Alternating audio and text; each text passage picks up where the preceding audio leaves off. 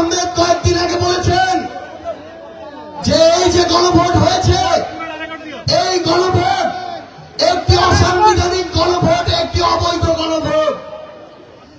জনাব সালাউদ্দিন আহমেদের উদ্দেশ্যে বলতে চাই, এক মায়ের গর্ভে দুই যমজ সন্তান জন্মিত হয়।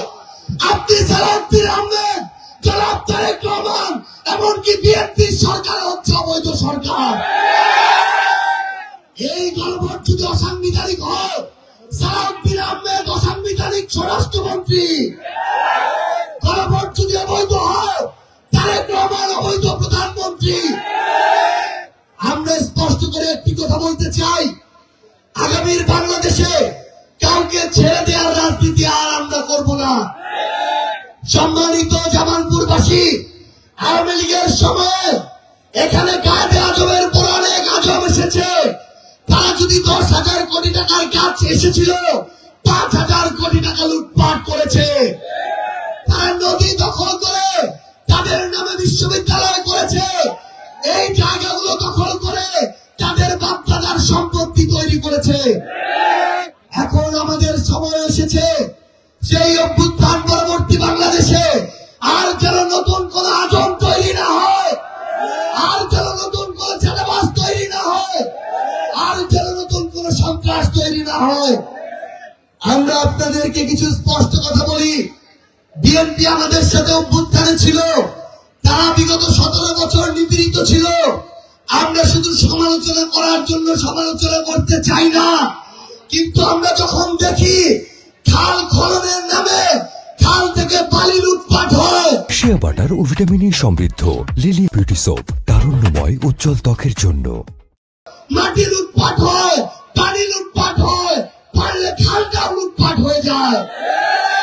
এই নতুন লুটপাটের রাজনীতি আমরা বাংলাদেশে হইতে দিব না। আমরা দেখি নতুন কার্ড খেলা শুরু হয়েছে।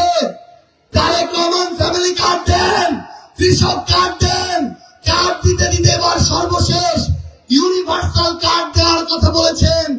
আমরা তারেক রহমানের কাছে জানতে চাই, আপনার ওই কার্ডের মধ্যে চাঁদাবাজ কার্ড থাকবে কিনা সেটা জানতে চাই, দখলদার কার্ড থাকবে কিনা জানতে চাই, থানা দখলের কার্ড থাকবে কিনা জানতে চাই।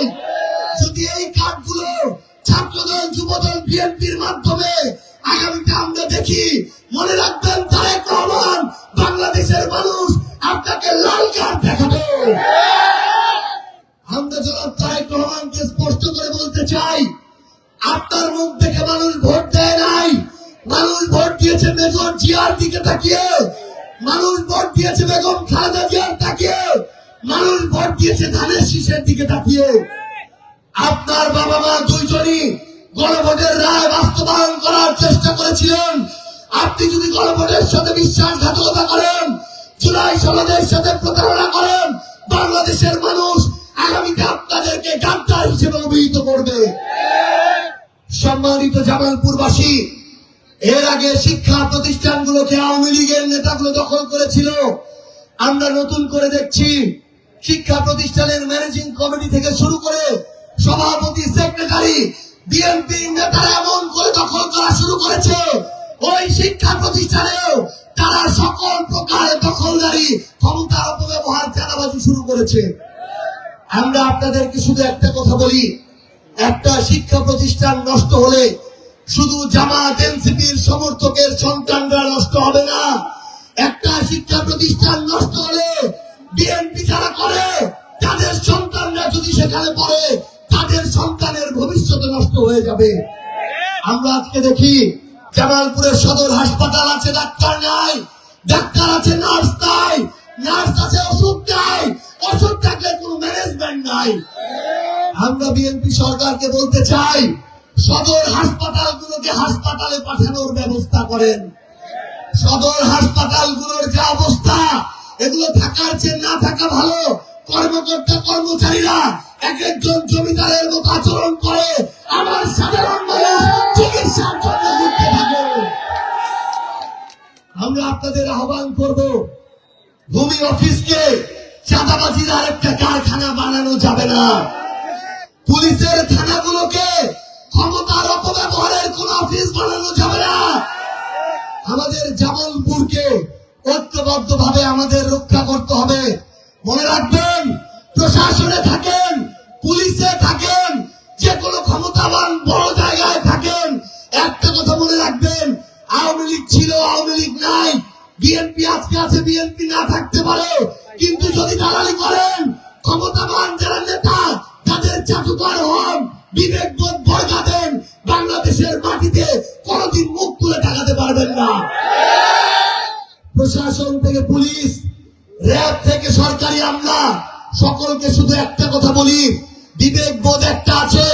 আপনি ডিসি হন, এসপি হন, ওসি হন, ইউএনও হন, দয়া করে কোন দলের দাস হয়ে যায় না।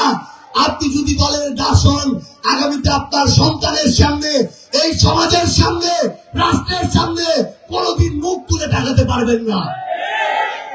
আমরা দেখছি প্রত্যেকটা জায়গায় সরকারি কাজগুলোতে বালুর জায়গায় মাটি দেয়া হচ্ছে, 1 নম্বর ইটের জায়গায় 3 নম্বর ইট দেওয়া হচ্ছে, 30 লাখ টাকার মধ্যে 20 লাখ টাকা, 10 লাখ টাকা ধান্দাবাজি করা হচ্ছে।